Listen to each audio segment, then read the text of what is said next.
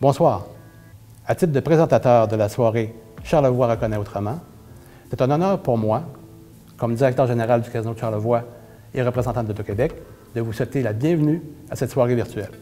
C'est dans un cadre bien particulier et exceptionnel que se tient l'édition, et c'est grâce à la volonté et au leadership du conseil d'administration et de sa directrice générale que nous pouvons tenir l'événement, qui sera bien sûr teinté et ajusté en fonction des différentes contraintes avec lesquelles nous devons vivre.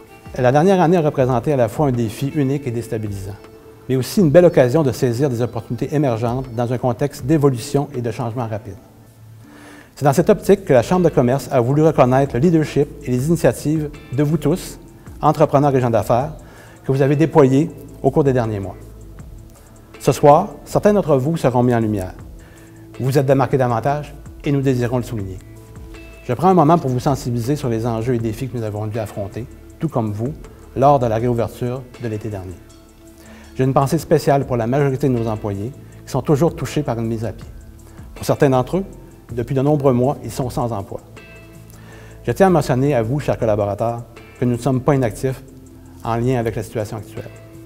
Tout comme ceux qui seront reconnus ce soir pour leur capacité d'adaptation et avoir transformé leurs défis en opportunités, le Casino de Charlevoix, avec son fidèle partenaire qu'est le Fairmont Manoir Richelieu, seront en mesure de capter les futures opportunités et nous sommes très enthousiastes et optimistes face à l'avenir.